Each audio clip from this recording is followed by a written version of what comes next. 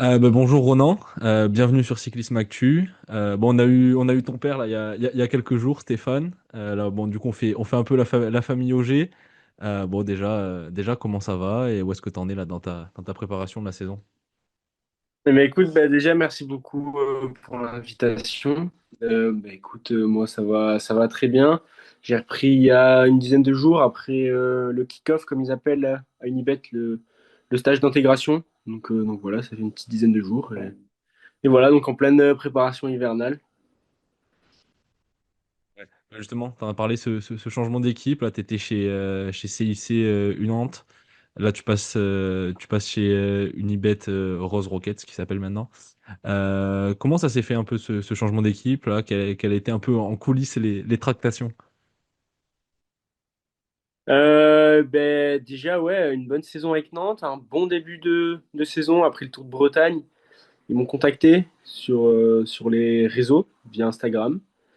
Et ça s'est fait vraiment naturellement et avant les championnats, non, après les championnats de France élite, voilà, enfin avant on avait eu plusieurs entretiens et après ça s'est fait naturellement. Ils m'ont assez vite proposé un contrat. Donc voilà, la transition s'est fait quand même assez tôt dans la saison, ce qui était bien pour le mental, pour voilà pas avoir trop de pression sur la fin de saison d'aller chercher un contrat ou quoi. Donc non non, ça s'est fait plutôt ouais, sur le début de saison et ça a été vraiment fluide quoi. Ouais. Donc en vrai, ça t'a permis d'être tranquille sur la fin d'année. Tu savais déjà dès le mois de juin, juillet où tu allais atterrir en 2026. Ouais, ouais, c'est ça carrément. Et du coup, ça m'a permis d'être vraiment focus, sans d'être vraiment focus sur les courses et pour aller chercher des bons résultats. Donc ouais, non, c'était vraiment une très bonne chose que ce soit fait assez tôt dans la saison. Ouais. Ouais. Sans forcément rentrer dans les détails, les noms d'équipes ou quoi, mais tu avais quand même d'autres propositions de grosses équipes, parce que là, tu étais chez CIC Nantes, qui est en troisième division, donc continentale. Là, tu passes chez Unibet, qui est en deuxième division, la division Pro Team. Tu avais d'autres propositions pour passer au niveau supérieur, ou c'était vraiment au niveau d'Unibet enfin, la principale proposition que tu as eue? La principale, ouais, c'est clair que c'était au niveau de Unibet. Après, j'étais en discussion avec d'autres équipes. Mais ouais, c'est clair que Unibet, ça a été la première. C'est eux vraiment les premiers qui sont venus. Et l'entente s'est fait super bien directement, on s'est super bien compris et on avait vraiment le même projet. Donc ouais, j'ai vraiment pas hésité. Et même s'il y a d'autres équipes après qui sont venues, voilà, c'était clair que mon choix était déjà fait. Ouais. Mm. Bon, tu as eu un parcours pour revenir un peu pour élargir un peu le spectre. Tu as eu un parcours, tu as été formé du coup, tu as commencé au club de Pau. Ensuite, tu es passé chez CIC dans l'équipe junior. Puis tu as rejoint l'équipe continentale de la Groupama FDJ. Avant du coup de passer, je sais pas, oui, en équipe conti, on a quand même le statut pro, mais de passer officiellement pro, on va dire, avec CUCU Nantes cette année. Comment t'expliques ce parcours où t'as quand même pas mal changé d'équipe ces dernières années pour au final quand même revenir chez CIC en 2025? Non, mais c'était un choix. Ouais, c'est clair que CIC, ils m'ont vraiment formé les années juniors. Et après, ben voilà, je voulais aussi découvrir le programme de course Espoir. Pas directement passer sur les Coupes de France et les classes 1. Je voulais vraiment intégrer ce niveau intermédiaire qui sont la catégorie espoir avec tout un programme. Et c'est vrai que FDJ, enfin Groupama FDJ, c'est ce qu'ils proposait. Voilà, mon choix a été d'aller là-bas pour justement découvrir. Et une fois qu'au bout de 2 ans, j'ai senti que physiquement, j'étais quand même assez mature et je voulais justement cette fois passer au niveau supérieur, aller à 6 et Nantes pour justement découvrir tout ce qui est les Coupes de France, les classes 1, quelques pro-séries, les 4 jours de Dunkerque par exemple, quelques vraiment belles courses qu'on a en France. Donc voilà, ça s'est fait aussi, ça a été fluide, j'ai pas voulu brûler les étapes, je pense que ça a été une bonne décision. Et à l'heure actuelle, ça a porté ses fruits. Donc ouais, je remercie vraiment Nantes de m'avoir fait confiance, ça c'est clair que sans eux, j'en serais pas là. Et également, ouais, Groupama aussi pour les 2 ans de formation. Mais c'est clair que Nantes a été un très grand pilier dans ma carrière. Ouais. Mhm. En quelques jours, on a eu Cyril Saugrain, là, qui est maintenant manager de Van Rysel-Roubaix, qui nous a dit qu'il voyait de plus en plus de coureurs qui faisaient 1, 2 années espoir et que s'ils passaient pas dans la World Tour, qui se décourageaient, qui disaient que ben, leur carrière était terminée. Toi, tu as fait 2 années dans la Conti Groupama FDJ. T'es pas passé après dans la World Tour de l'équipe de Marc Madio. Mais du coup, ça n'a pas été ton cas. Tu as quand même su rebondir et là, maintenant, tu reviens à un niveau, au niveau pro team, deuxième division, qui est bien évidemment voilà, un très gros niveau. C'est quoi pour toi qui a fait la différence par rapport à d'autres qui, eux, justement, prennent moins le temps? Bah, je pense c'est que moi, dans ma tête, c'était quand même assez clair, mais c'est vrai que c'est une très très bonne question parce que oui, c'est vrai qu'il y en a quand même beaucoup qui, maintenant, avec toutes les contis qui existent, il y en a beaucoup qui passent en conti. Malheureusement, il n'y a pas, il y en a de tous ceux qui passent en conti. Après, c'est sûr que de passer dans le tour, ça reste encore autre chose. Mais non, je pense qu'elle a fait la différence, c'est que moi, c'était clair, je voulais pas brûler les étapes. Je savais que voilà, mes années juniors, j'avais peut-être pas fait tout le fond que tout le monde avait fait. Je partais quand même de très loin en termes de kilomètres et de volume de travail. Donc j'avais besoin justement de ce temps-là pour encaisser les charges de travail. Et dans ma tête, ouais, je savais que je pensais que voilà, si une fois que j'aurais passé ce cran-là des volumes et des charges de travail, le niveau devrait venir. Et c'est ce qui s'est passé. Donc non, ouais, je pense que j'ai pas perdu le cap. Et je me suis toujours dit qu'il fallait aussi prendre le temps. Il y a des exceptions, c'est sûr. On le voit avec Paul Sexas, par exemple. Il y a eu Lenny Martinez, Romain Grégoire. Il y en a chaque année. Sian Justebroek. Il y en a des exceptions, mais c'est pas c'est pas, je pense qu'il faut pas en faire une généralité. Et que, ouais, c'est sûr que physiquement, il faut prendre le temps aussi de se développer. Le monde pro, il est pas facile. Je l'ai vu cette année sur les courses, c'est un gros programme de course. Le niveau, il est super élevé et on peut aussi vite craquer dans la tête parce qu'on en voit aussi qui passent au-dessus et qui sont vite découragés. Donc non, je pense qu'il faut trouver le juste milieu, mais ouais, je me suis pas découragé et ça l'a fait. Voilà. Ouais, justement, t'en parles, on a enfin, on a de plus en plus de coureurs justement qui dès les juniors sont ultra professionnels, même des fois même chez les cadets, hein, qui font des semaines à 15, 20, 25 heures d'entraînement. Toi, du coup, c'était pas ton cas et bon, tu savais justement qu'après tu avais entre guillemets ce petit retard à rattraper et pour avoir plus de kilomètres dans les jambes et donc plus un coureur on va dire, enfin, on appelle ça attaque 20, 21 ans, mais à progression lente. Ouais, ouais, ouais, carrément, ouais. Non, je me souviens en junior 2, j'ai fini, j'avais 13 000 kilomètres. Donc, ce qui était vraiment pas énorme comparé au junior de nos jours. Donc, ouais, c'est sûr que je pouvais pas passer de 13 000 kilomètres à l'année à directement 23 ou 24, 25 000. Qu'il a fallu que. Enfin, oui, j'ai pris du temps, le temps qu'il fallait. Et je pense que. Non, je pense que ça a été bien. Après, oui, c'est sûr que maintenant, maintenant ça va avec le temps. Je pense qu'il faut vivre avec son temps. Et c'est sûr que dès les juniors, c'est ultra pro. Il y a les équipes. Maintenant, il y a plein d'équipes réserves en junior. Et c'est sûr que c'est beaucoup plus professionnel. Mais on le voit aussi, nous, à notre niveau, dans tous les niveaux.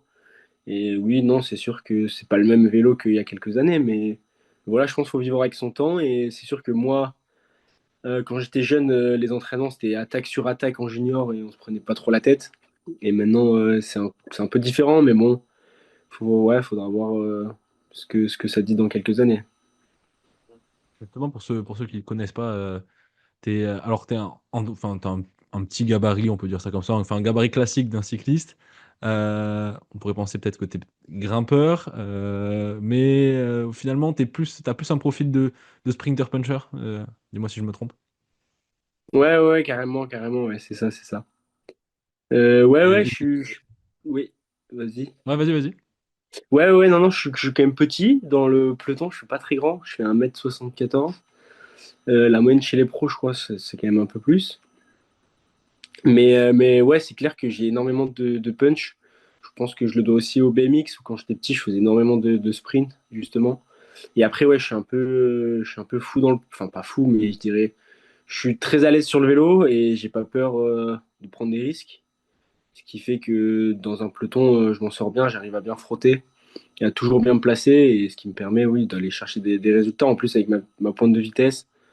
Surtout, dû par aussi mon gabarit, je suis assez léger, donc je passe quand même assez bien les bosses, et ce qui fait que j'arrive à m'en sortir assez bien quand on arrive à un groupe de 30, 40. Donc ouais, ouais, plus puncher sprinter et qui se faufile vraiment bien dans le peloton. Ouais. Et avec ton profil de coureur, là, l'année prochaine, tu vas découvrir du coup avec Unibet des courses enfin, du World Tour tout simplement. Je vais dire de haut niveau, mais World Tour, donc qui est le plus haut niveau. Quelle course tu vises? Je sais pas si tu as encore eu ton programme, si, où est-ce que tu en es dans la préparation, dans les discussions. Est-ce que tu as un type de course que tu souhaites viser dès 2026? Non, non, non, bah, c'est ce qu'on s'est dit avec l'équipe, c'est que dans un premier temps, on allait vraiment essayer de me développer encore parce que bah, moi, le premier, c'est vraiment la première année que je fais du sprint. Cette année que je travaille ça à l'entraînement, donc j'ai encore besoin de progresser et de voir jusqu'où je peux aller dans ce domaine-là. Donc, non, première partie de saison, je pense que ça sera surtout voilà, axé sur le développement et encore axé l'entraînement sur le sprint et sur le punch. Et après, non, le programme de cours, je pense qu'il évoluera bah, justement en fonction de ma progression et en fonction de où je peux aller et quelles sont mes capacités physiques. Donc on verra. Après, oui, c'est sûr que les grosses courses, ça fait rêver. Les courses World Tour, c'est mon objectif. Mon objectif, c'est d'arriver au plus haut niveau. Donc c'est sûr que ça fait rêver. Après, est-ce que j'y serai dès 2026? Je sais pas. Mais c'est sûr que oui, c'est l'objectif. Bon, je suis obligé d'en parler parce que tout le monde en parle. Unibet devrait, alors il n'y a rien d'officiel encore, mais a de très grandes chances, on va dire, de participer au Tour 2026. Est-ce que tu penses à un objectif réaliste ou c'est encore trop tôt? Pour toi, je veux dire. Euh, pour l'équipe ou pour... Non, non, pour toi de participer au Tour 2026, pardon.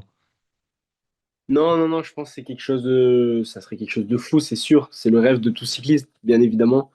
Mais non, non, non, non, faire le Tour de France en 2026, ça serait un peu précoce. Je pense que j'ai encore besoin de me développer. Il me faut encore quelques années, mais c'est sûr que oui, ça ferait rêver. Mais non, je pense qu'il me faut encore, oui, me développer. Après, on sait jamais, mais non, je pense que c'est pas dans les objectifs en tout cas. C'est dans les objectifs de carrière, ça c'est sûr, d'y participer. Mais il faut quand même le temps de se développer. Surtout que la moyenne d'âge du Tour de France, c'est 28 ans, si je dis pas de bêtises. J'ai regardé ça Ouais, l'an c'est par dernier, là, donc ouais. c'est quand même assez Ouais. âgé. Ouais, c'est ça, j'en ai que 21. Donc je pense, et puis le Tour de France, honnêtement, il faut y arriver vraiment en forme et avec beaucoup de bagages physiques. Et non, je pense qu'il faut beaucoup d'expérience, surtout de nos jours avec le niveau qu'il y a. Donc ouais, peut-être à l'avenir. Ok, bon, un objectif un peu plus lointain, un objectif à long terme. Ouais, ouais, Euh, ouais, c'est ça.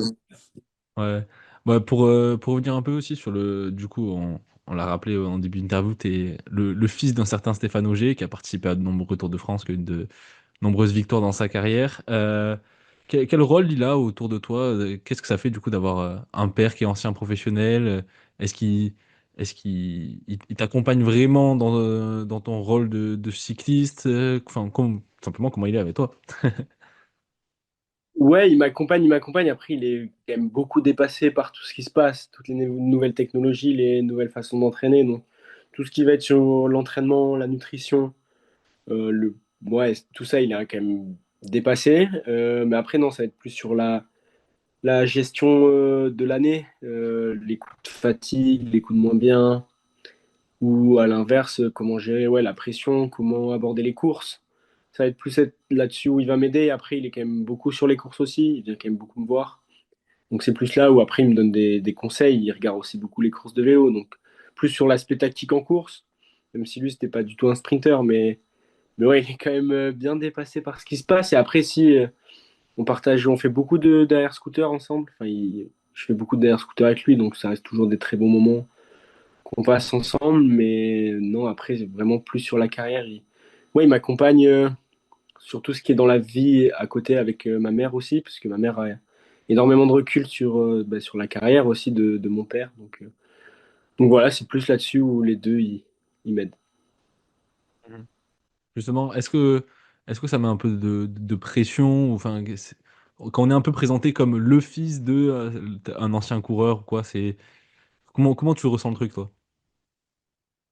Non, non, non, ouais, non, je t'avoue, on a zéro pression, hein. Franchement, c'était il y a quand même quelques années. C'est sûr qu'il a une carrière qui a été extraordinaire, mais non, non, non, franchement, aucune pression. Moi, je pense qu'on est vraiment deux identités bien différentes, avec deux caractères complètement différents et deux profils de coureurs différents. Il était plus baroudeur. Moi, je suis un peu plus casse-cou et sprinter, puncher. Donc, je pense deux carrières complètement différentes. Et voilà, je pense que ma carrière, ça sera ma carrière et sa carrière, bah, elle est passée, elle est escalée et elle a été très belle, mais non, non, non. Ouais, c'est sympa, mais voilà, moi aussi j'ai envie de faire mon petit bout de chemin, quoi. Bon, t'as déjà un peu répondu à cette question, mais du coup, comme on l'a vu il y a quelques jours, il nous a dit, ouais, normalement, Ronan, il est peut-être déjà aussi meilleur que moi, ou en tout cas, il sera meilleur que moi. Tu confirmes? Alors là, je sais pas du tout, du tout. Je pense, ouais, on est quand même deux coureurs complètement différents. Il a quand même 8 Tours de France, il a gagné les 4 Jeux de Dunkerque, ce qui est pas rien. Il a gagné Cholet Pays de Loire, il a quand même, ouais, il a 8 victoires chez les professionnels. Il a porté plusieurs fois le maillot à poids sur le Tour de France, donc le jour où j'en serai là, bah, je pourrais te répondre que oui, mais pour le moment, non, non, non, j'ai pas cette prétention. Juste avant de te laisser, petite dernière question. Qu'est-ce qui ferait bah, pour toi, du coup, une bonne saison 2026? Ben, ce qui ferait une bonne saison, non, c'est déjà qu'avec l'équipe, on performe vraiment bien, qu'on est un gros collectif, bon, ce que je pense ce qui va être le cas.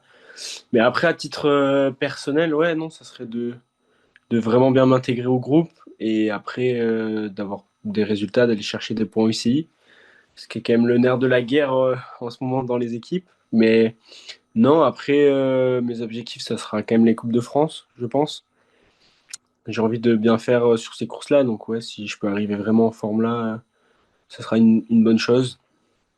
Et ouais, pourquoi pas bah, une victoire. C'est sûr que cette année, je l'ai pas eu. Je suis passé très proche à plusieurs reprises. Donc oui, non, une victoire, c'est sûr que c'est une victoire qui ferait que la saison, elle serait vraiment réussie. Mais au-delà de ça, non, ça serait d'être performant toute la saison. Ça, c'est clair que ça serait déjà une très très bonne chose. Et après, oui, d'aller chercher une victoire. Ok. Bon, bah, très bien. Bah, merci beaucoup, en tout cas, pour ton temps et cette interview accordée à Cyclisme Actu. On se revoit, du coup, bah, après ta première victoire, là. Ouais, ouais, ouais, ça marche, ça marche. Non, non, pas de souci. Ben, merci à vous pour l'invitation.